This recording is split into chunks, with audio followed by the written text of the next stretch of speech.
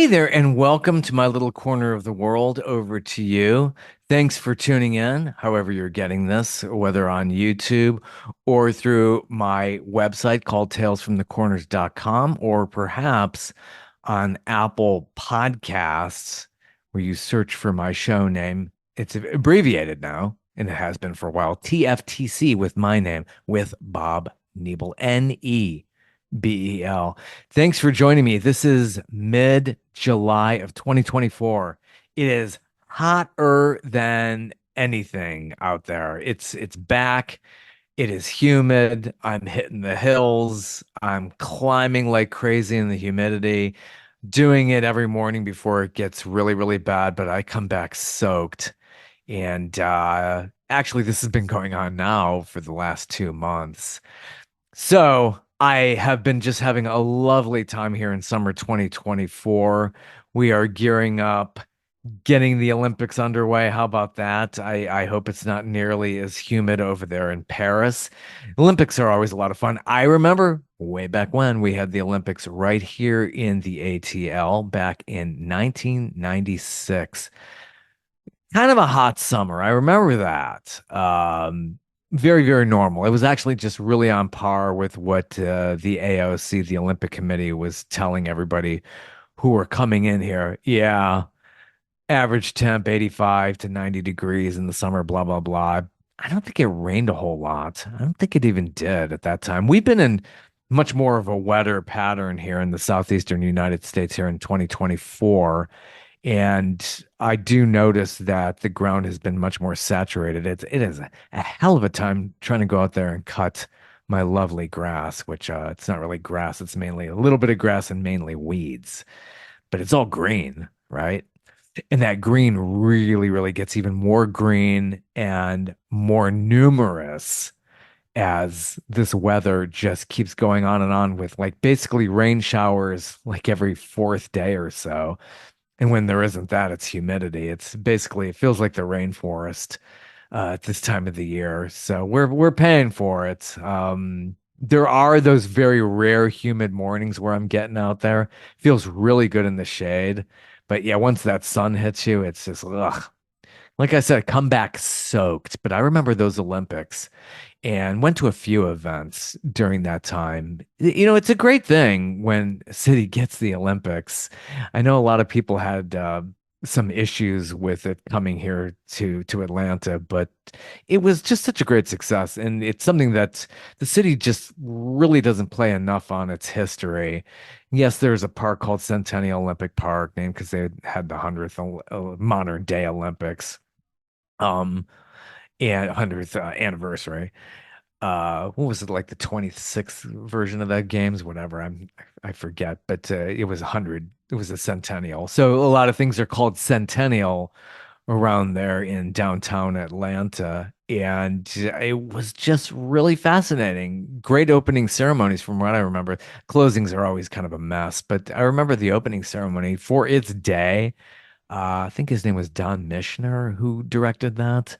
And they did this at the stadium, which is now Georgia State Stadium. It was Turner Field for many years, but the Atlanta Braves Baseball Club decided to go ahead and move out to basically, I think it's unincorporated Marietta, Georgia, which is a good 13, 14 miles north of Atlanta. Anyway, so that was that. I remember the Olympics just being amazing at this time of the year. It was just a very different kind of feeling, and just seeing all the different games that they had all over the Atlanta metro. Remember some water sports up there at Lake Lanier. It was a good time. It was a good time, and really a big major coup for the leaders of Atlanta, who just should be still proud to this day. It's not every city gets this, so here it is, mid-July, 2024. I have a great guest on here today. Her name is Stephanie Stuckey. She is the CEO operating Stuckey's. Her grandfather had started the business called Stuckey's way back when, appropriately named Stuckey's, named after the family. He, and I keep saying in this in our discussion, he is a true, unbelievable pioneer. I am very fascinated with this is why I wanted to talk with Stephanie. She took over the company in 2019, bought the shelling or the nut processing factory in Rennes, Georgia, where she spoke with us today. And he just, a total pioneer. We talk about so much about how the business was started, really with a lot of pragmatism, common sense. It was like, well, if you're traveling on the road for so long, you do need to get the pit stops in and stop in and turn it into a restaurant and a place to gas up and where you can go to eat. So we talk about that and how much sense that really made. And later on, of course, like any businesses, it grew and grew and grew and got bigger than the founder. The founder ends up selling out, and that's, the end of the story with a lot of these businesses. They get taken over, eaten up by bigger conglomerations. Stuckey's was no different, but she had this opportunity back in 2019 to basically really change her life and took it on. And it's a huge risk. I mean, it's not easy. She might make it look really easy. She's on social media quite a bit, having a lot of fun and always looks great and happy and just very successful, but it's really, really hard work. And she's got plenty of stories about how, challenging it really is, but her heart's in it. And you could just hear that. It's great story of an American entrepreneur who's just really going for the dream and really trying to expand a name.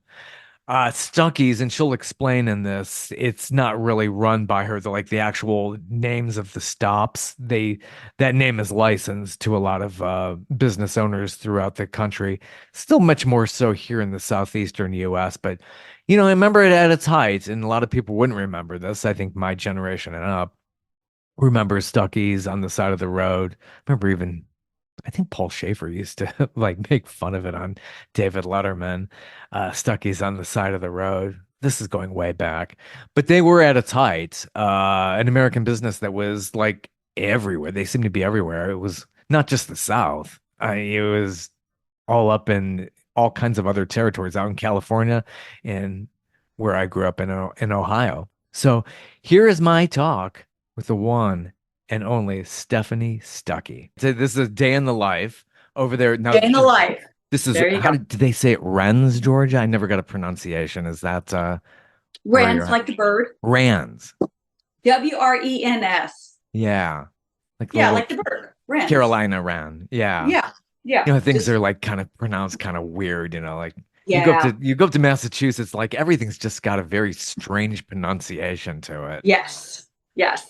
Well, we do say things differently in the South too. Sure. Yeah. Yeah. We got our DeKalb and Ponce de Leon. It's just Yes.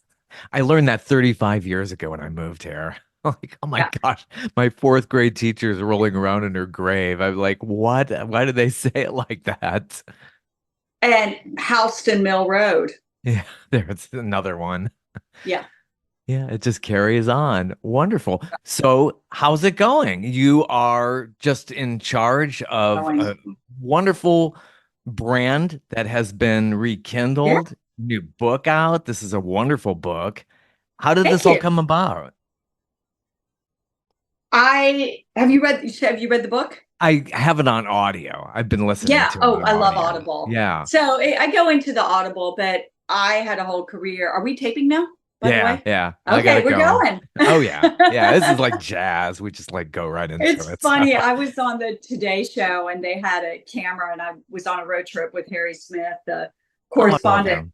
Yeah. And he's retired. He just retired. He's Sweet amazing. guy. Yeah. But we were talking for like 45 minutes, and I said, "So tell me when we're going to be rolling." And he's like, "We've been taping. Like, I think I've got everything I need." So it ended up being such a nice interview because I was unaware that it was being recorded. And I think you just sort of let your guard down when you don't think everything's being recorded. So it comes out very organic and natural. But how this all came about was 4.5 years ago. I was leading a very busy life as head of sustainability for City of Atlanta. And I transitioned to a role at a place called South Face Energy Institute and was heading up sustainability services for them and really loved my work. I was very much in the environmental space. And I got a call one day that the company my grandfather had founded, Stuckey's, was for sale. And was I interested in buying it? Yeah. And Who was that running changed it my at that entire time? life. Yeah. And that was like, this was right before the pandemic too. So Right like, before the pandemic. yeah, this is amazing because like, you never saw that coming. And like, oh my gosh. No, who Yeah, was actually running Stuckey's all these years since your grandfather sold it?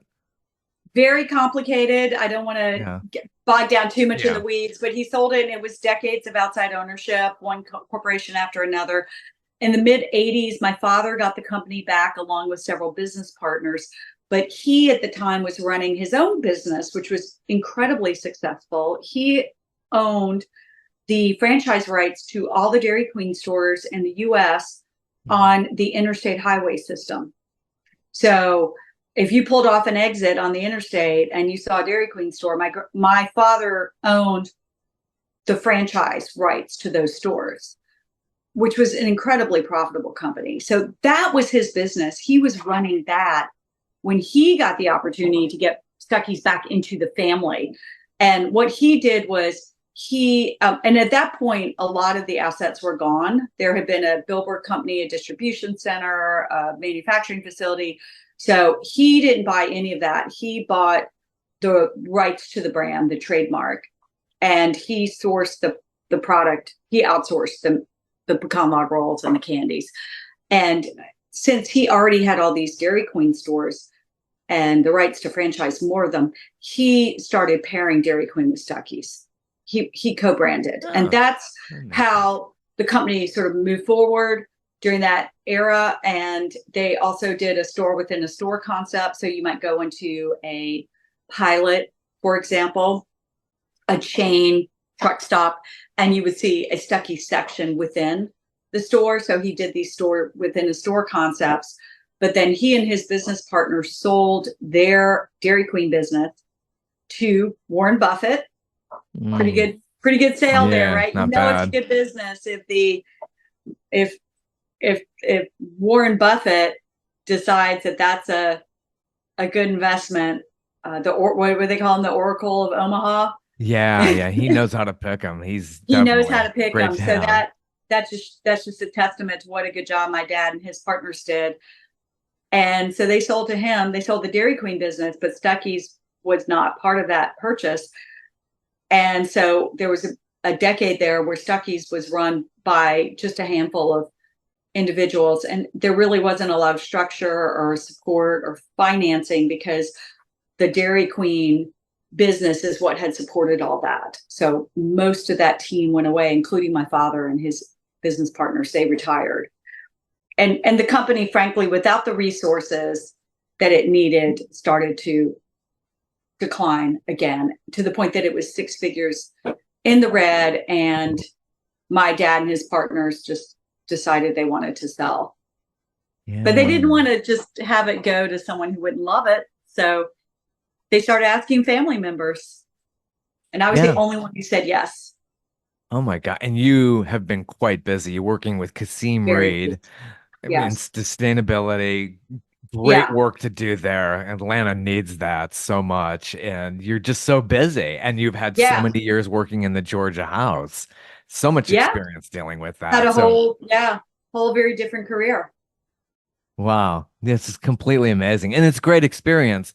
You seem to be a very fast learner. I mean, obviously, you went to school for law, that's your specialty. So, how did Yeah. you, I mean, do you feel that it really prepared you for this kind of scenario? No, not 100% because this is very specialized, but the basic skill sets that you need to run a company are the same basic skill sets that you run a political campaign or you run a nonprofit, which I also did, or run a government agency or department. I ran the Office of Sustainability. So those skill sets, as far as being able to manage, picking a good team, delegating authority, deciding what you do really well and focusing on that and pushing away and eliminating the things that really aren't in your wheelhouse and aren't generating the money. I think what was really different was I had always been largely in the nonprofit space and the governmental space. And so this was obviously a very different revenue model where the work you're doing is generating funding and it's for profit. And I surround myself with really smart people who help fill those gaps. And then I'm constantly learning and teaching myself and reading books and watching webinars and getting mentors and talking to people. I mean, the most rewarding part of this job, being an entrepreneur, being in the business world, is how open other CEOs, and I'm now board chair, but other business people will just give you their time. Yeah. And I'll call them and say, hey, I really admire what you're doing. Will you have coffee with me? Or can we have a 15-minute chat? I've never had anyone say no. Yeah. Now, some of them have Nice. said, not now, I'm super busy, ask me back in 6 months. No one said no. And I've asked some pretty powerful people. Now, they might only give you, like the CEO of Wawa, I got a 15-minute phone call. That was amazing, though. I was very grateful for that. Yeah. I reached out to the CEO of Delta about getting our pecan snacks on in-air flights, and that's a long journey. That takes a while to get the volume and get the price point. So that's something we hope to see happen at some point. But in any event, he responded and connected me with his team. And so, just the fact that Ed Bastian, who is very busy and has a lot going on, took the time to refer me to the correct person and get me the resources and the information that I needed. It's amazing. It's a very supportive community being in business in Georgia and Atlanta. Oh my gosh, yeah. So this name, this iconic name is still around in some places. If you're on the road, that name Yes. is on some places, but Yes. you're in We have charge of 40 basically that. licensed. Yeah. Yeah, we have licensed locations still around. We own the trademark. They pay us a licensing fee and they buy product from us. And our big game changer was that we invested in buying a manufacturing facility. So if you hear like beep, beep, beep in the background, it's a manufacturing facility and a distribution center outside of Augusta, Georgia. And we started making the pecan snacks and candies, including the world famous pecan log roll. It's one of our little promotional materials. We make those in-house now. And we So, source oh, 100% from local farmers, from Georgia farmers. oh, that's fantastic. Yeah, Yeah. because it could be overseas shipped in. Where would you get them from, like Mexico or somewhere like that? A lot of places do Mexico that. does, yeah, produce a lot of pecans. But fun fact, pecans are the only snack nut native to our country. And Yeah. getting back to my sustainability world, they're one of the more sustainable nuts because they're indigenous to this country. The environment has not been manipulated in any way to create the circumstances where you can grow this product. No, pecans grow wild here. So many people have told me, oh, I have a pecan tree in my backyard, or I grew up with a pecan tree on my family's place in Alabama. Well, of course you did. They're native. Yeah. That's what they do. They grow wild. Yeah. We cultivate them. We have crops, in the state of Georgia. But how blessed are we to be in the number one place in the entire world, the state of Georgia, for growing pecans? And so we take advantage of something that's right in our backyard, literally. Pecan, I mean, right down the road from our candy plant is pecan orchard. It's Yeah. Georgia's it's chock just full really of that it. Yeah. connection, like we source from a sheller, so we don't get them in shell. We source from a sheller, but the sheller's based in Southwest Georgia. All Georgia. That's fantastic. All Georgia, Georgia ground. Your grandfather was such a pioneer, and you read this in the book and all that, and just like how it was just common sense. It's like people need to stop and eat and drink. And then I like the story about how he did the coffee run. Yes, It was based on his. I mean, most of us would stop a lot more, some not yes, so much, but that's good. It's really cute, but it's just really original. It's the American dream. You start this business, it goes gangbusters, does wonderful, and then it gets bigger than you are. And then and it's the story. You hear this so much where the business became bigger than the person who founded it. The board of directors takes it over, and then the founder yeah. leaves. Well, that happened to my grandfather. We have not gotten as big as I want to see us get yet. We are. We are very much in the entrepreneurial stage and the startup. I call ourselves an 87-year-old startup because we are reviving this brand. And so it's a journey. I will say for the benefit of the listeners who have not heard the coffee story, what you were referencing is my grandfather figured out how far apart to space the Stuckey stores when he was building them on the interstate by getting a cup of coffee, getting in his car and starting on a trip. And when he needed to pull over and nature called, that's how far apart he would space the stores. So if you and I had been on those road trips, we probably have double the number of Stuckey stores, and maybe it wouldn't be as tough a journey to revive it today. Yeah, yeah. You just always have to have that shtick. I mean, there's a lot of stuff along the roads now, Darden Group with all your Red Lobsters, which are having issues, and then Oh you have yeah, just crack, read this all week, those. bankrupt. Yeah. I mean, a freeway restaurant as that became a sit-down freeway restaurant. Your Olive Gardens, they're all part of the Darden Group. And then you Yeah, also have Cracker Barrel, Bucky's. All these places are along the yeah, road. yep. But it The was really your retail grandfather. landscape, it's Yeah. changed dramatically. But my grandfather was the first roadside retail chain. Yeah. He was before any of those. I mean, we were founded in 1937. Amazing. None of Amazing. them, none of them predate Stuckey's. So it was really revolutionary what he came up with and what he did. And I think a lot of those stores have strong similarities to Stuckey's, which is fine. Oh, and they've also put their own print on it. Cracker Barrel has a very unique experience. Bucky's is Stuckey's on steroids. I mean, they've taken Right. it to a completely different level, and they've got their mascot, and they've got a shtick going that's different from us as well. But I think there's a bit of a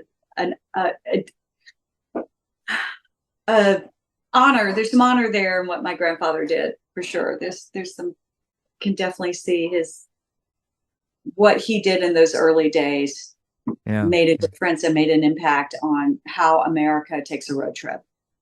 And your grandfather gave you three lessons, which you're kind of living by. The most important is embracing change. He did that from Yes. going from those being like on Route 66. Well, yeah, that was becoming yesterday's news in the Eisenhower years. And then Yes. the interstates came in.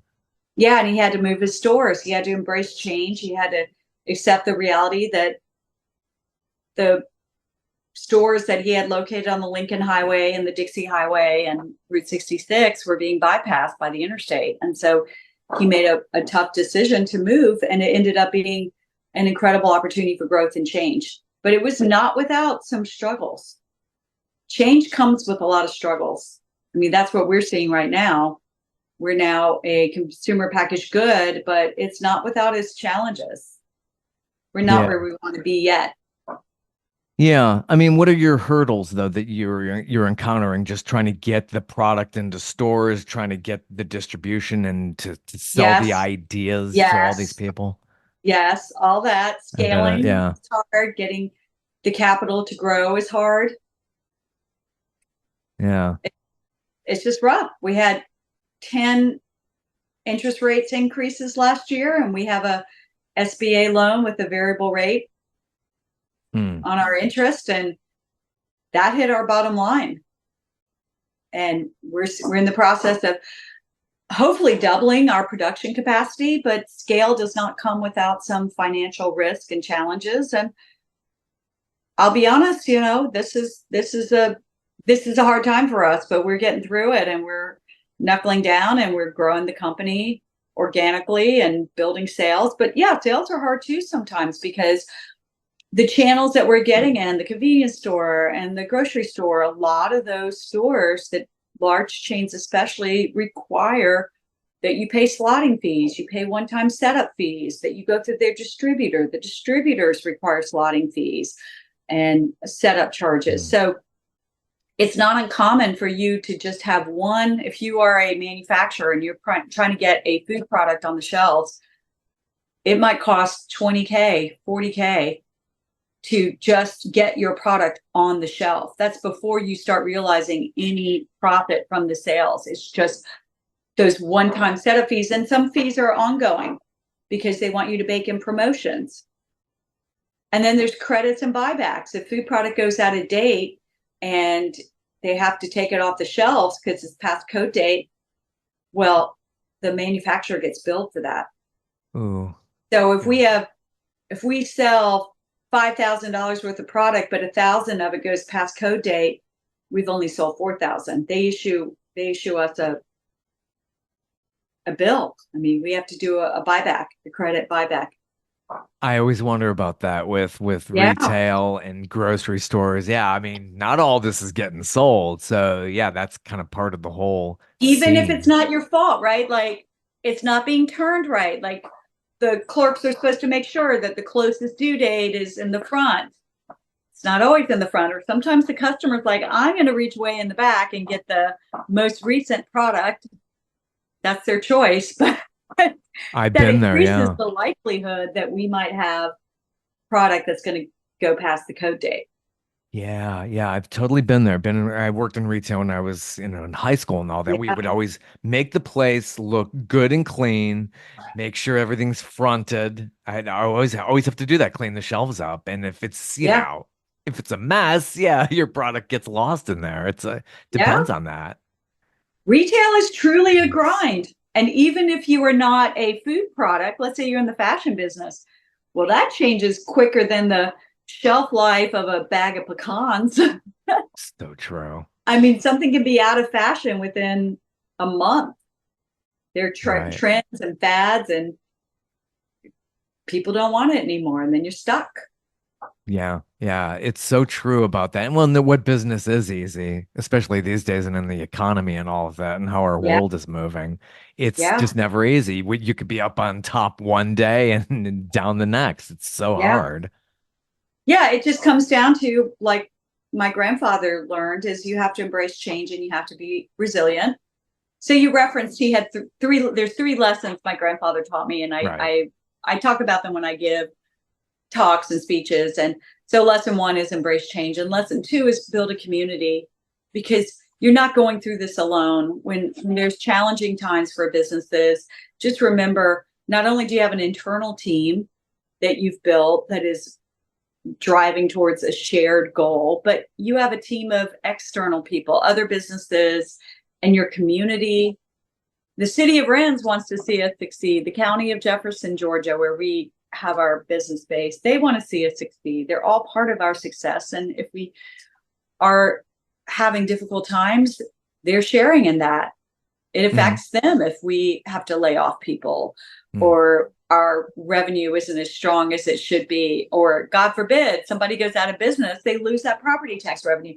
So and all the revenue that comes with hiring people and having employees live in your community. So we're all in this together. Build a team.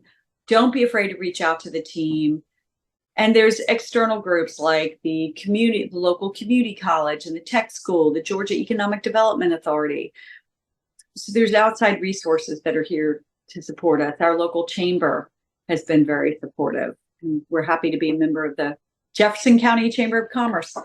So that's lesson two. And then lesson three was have a purpose, Absolutely, you really have do. a Yeah. guiding principle. Yeah. And ours is what my grandfather said was every traveler is a friend. So anyone who came in contact with our brand was treated with respect and dignity, and like they were a friend. And I give the example during the era of segregation that Stuckey's was never whites only. We were always this welcoming oasis on the side of the road where anyone could pull over and they would feel safe and feel like they belonged. And so thank goodness those times have changed, although there's still challenges with our society and making everyone feel like they really belong and being inclusive. That's something every generation has to work through. But I want that to continue being our guiding principle, that we treat everyone with respect like they're a friend. And Oh, you that's do so that, true. and your Yeah. brand's going to make it. Yeah, that's so true. I mean, everybody's got buying power. So, yes, Yeah. I can't even imagine how it was back then to buck the segregation trends in this region. Had to be very gutsy, but you had those pioneers like your grandfather Yeah. or Jimmy Carter and these people who Yeah. just like stood up to that. Yeah. It's just Holiday Inn amazing. was never segregated either. A lot of these weren't showy because, frankly, it would it would deter some customer base and it would cause controversy. And so I think men like Kimmons Wilson and my grandfather, although I haven't had the pleasure of talking to either one of them about this, so this is all just guessing on my part, but I know it was from my talking to my father, it was very much just under the radar. Like you could come here and you could stop here, and you were welcome. You could use the restrooms. You could use. We really didn't have water fountains here, but you could buy food. You could go to our lunch counter and buy food, and we had seating, and you could sit at our little restaurant area, so everyone could come to the stores. They were welcome, and it was just something that my grandfather quietly did, and it didn't attract as much attention because we were on the side of the highway. We weren't in the Right. middle of town. We weren't in large cities where there was a lot of attention paid. We were in Milton, Florida, or Somerton, South Carolina, and you would just pull over and grab a quick snack and use the restroom and fill up with gas and be on your way. So I think it was just something he did, and he did the right thing, and Yeah. he just did it. It's incredible. It really And is. he just did what he was focused on, which was growing his business and treating people with respect. And he was a businessman when it came down to it. And I do recall my dad saying, he was just all about what was good for business. And it was good for business to welcome anyone who wanted to come into his stores and spend money. Like my grandfather just couldn't understand, why on earth would you turn away someone who is a paying customer? It just Yeah. it was that simple to him. He's like, well, African Americans have money. Why wouldn't I let them in my stores? Their Yeah. money's just as good as anyone else's. Come Yeah. on in. You Buy a know you're log doing the roll. right thing. Yeah. Buy a Yeah. coat. Absolutely. Fill up with gas, please. Go past all those other stores. Come see us. We'll let you in. It was very pragmatic. Yeah. Yeah. I mean, And I'd love to say there was some higher value there, and I think there truly was, because I knew my grandfather. I was 12 when he died. He was a warm, caring person, but I think there was also this very pragmatic side of, if people have money, come on in my stores. Doors open. You're welcome. yeah. Yeah, It so showed, and it was beyond the southern region though. Stuckey's at its point. What was it we at were its all over highest point? Yeah, you were ever. I remember I grew up in 40 Ohio. states. Yeah, Yeah, we were in Ohio, Michigan, Pennsylvania, Washington State, Oregon, California, Southern California mostly, like Route 66 area. Barstow. We had a store in Barstow. gosh, so many memories. And then there's Yeah. some of these abandoned, dilapidated Oh, there's a places that lot are of still them. there. Yeah, in which you have visited. You're very active on social media, and you Yes. have pictures of All showing that. over. Yeah, I sure will. Yeah, it's just it is. It's Americana. It's people have just Yeah. memories of that from our ages and up. It's just Yeah. yeah, It's a a piece of wonderful that time. legacy. And, I said earlier how generous people have been with their time. And I'm not ignorant to the fact that I have an amazing calling card with the Stuckey's brand, because a lot of these people who say, yes, I'll have coffee with you, or yes, I'll give you 15 minutes of my time, they know the brand. They grew up road tripping. So what a blessing it is to I feel like I'm starting on third base. You know, it's not like I hit a third on my own or hit a triple on my own. I got there with a lot of help. Oh yeah, yeah. It takes a team. Just like you were in politics, you had people go canvassing for you. Oh, You can't do yeah. it on your own. Yeah. And there were 7,000 voters who elected me. Thank you very much. I could never have done Yeah. that without them. Yeah, there's something, yeah, very, very selfless about serving the constituents, looking out for their best interests, and a lot of great lessons in that, which, you'll always Yeah. carry forward. Yeah. Sure. It's, Absolutely. yeah. Do you remember just what was your earliest memory of the stores growing up? You're from Eastman, Georgia. Yeah, I remember going to that store number one, which is still standing and unfortunately is now like a flea market. It's kind of sad. So I have this vision of someday being profitable enough where I could just buy that store and renovate it and have it be a little homage to my grandfather. I know he would want that. But that original store, my aunt Ruth worked there, and I remember going to that store and shopping as a kid. And there was a talking mynah bird named Corky, and I would walk in, and Corky would say, "My name is Corky, and I'm not for sale." And went, you know, and Corky wants a log roll. It was The log yeah, rolls, yes. yeah. So a lot of the stores had talking mynah birds and made their own honey beehives. I mean, it was really eclectic and fun back then. The stores had personality to them. So I totally remember that. I remember begging my parents to buy me a Duncan bird, the little thing and the Yeah. Mexican jumping beans Mm. and the the Willie um, drawing sets where it was a bald guy and you would put hair on him Oh, that's cute. with the little drawing set. So I remember that. And I was like everyone else. I had to beg my parents to buy me stuff. I didn't get free stuff at Stuckey's. I didn't get to pull stuff off the shelves. It was a mommy, please. Yeah, yeah. My dad would almost always say no. So I need to go to my mom. Yeah, work on one or the other. That's Yeah. so, oh my gosh. Yeah, but you took this hole over when you were in your early 50s, then the Yeah. pandemic. How did you operate through the pandemic and get all this going? Well, I quickly built a team, which you have to do. So I had other people helping me, but we focused on areas where we knew we could sell product and stores that were operational. So fortunately, roadside retail continued to be open for business during the pandemic. It's not like a lot of restaurants that were really hard hit and had to shutter their doors, or museums, or, so many. I consider us in the hospitality industry. So many in the hospitality industry, hotels and museums and attractions, like they were devastated, like completely shut down, or, occupancy to 10% or less.